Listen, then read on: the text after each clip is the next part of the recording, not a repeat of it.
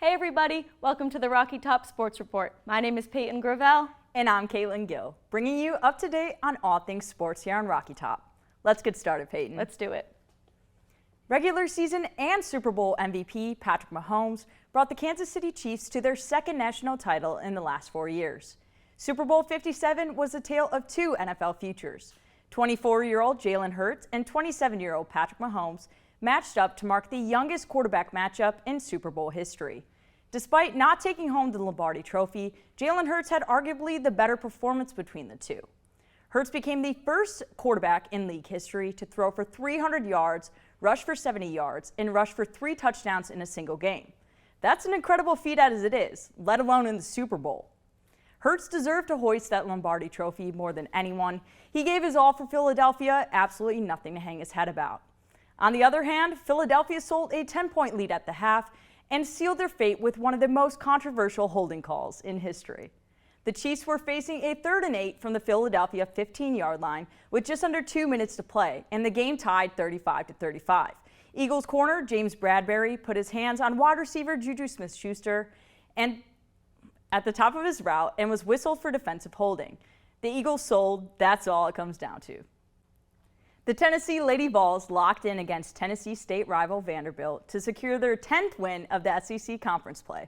I don't know what was more impressive, Tennessee's ball play or Kelly Harper bumping up to a 16-0 record against Tennessee State opponents. Foul trouble has limited the minutes Lady Vol Nation has seen Tennessee powerhouses Jordan Horston and Rickea Jackson on the floor together, but both have proved to be just as big of a threat individually.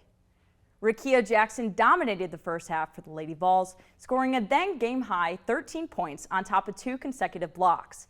Jackson finished the night with 21 points, 5 rebounds, 2 blocks, and 1 steal. Jordan Horston laid low in the first half, but burst out of the team tunnel after the half to deliver a fatal blow of 18 points, 9 rebounds, 1 steal, and 1 block. And here's a stat you don't see often. The Lady Vols were plus 40 with Jordan Walker on the court. The Lady Vols look to take down the Razorbacks tonight to clinch their 11th win of SEC play. All right, everyone, it's time for Double Takes, where we ask a question and both give our takes.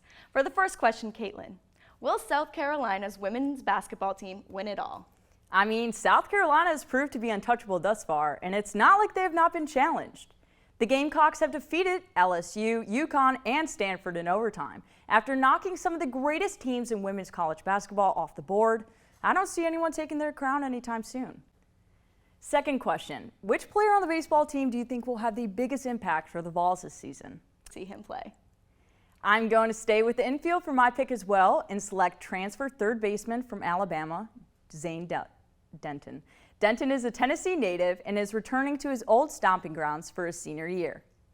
The switch hitter hit .263 with 13 home runs and 48 RBIs for the Crimson Tide, including 3 home runs in a series loss at Tennessee. Lindsey Nelson Stadium's short right field wall won't stand a chance against Denton's left-hand power swing. Final question, Caitlin. What is your final record prediction for Vol basketball after they close out the regular season? After that incredible win against number 1 Alabama last night, I can easily see Tennessee winning out and finishing 25-6. After a streak of disappointing offensive performances in the last week, Tennessee has a chip on their shoulder, and I think it's go time. I'm excited to see how the Vols fare in early tournament rankings. Let's wrap up sports with quick picks, where we will both pick a lock and an upset for this week's slate of college and professional basketball games. I'm going to piggyback right off you with that Kansas pick. College game day is traveling out to the Jayhawks Allen Fieldhouse to cover every second of the excitement, and every top 10 matchup is thrilling.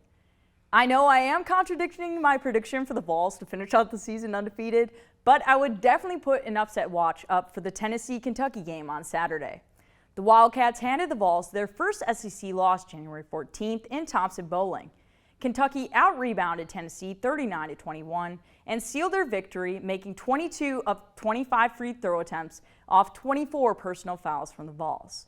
It's going to be a good game, and it's a telling matchup for how Tennessee will fare going into March.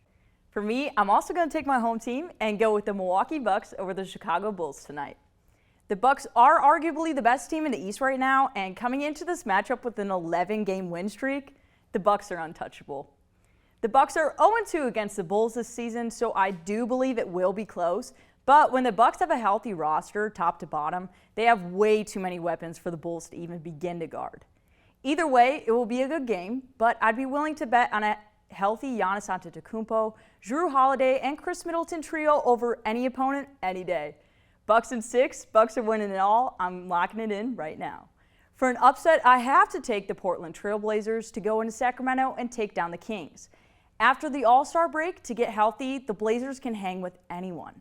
Well, everyone, that's all we have for you today in sports. I'm Caitlin Gill. And I'm Peyton Gravel. Thanks for tuning in to the Rocky Top Sports Report.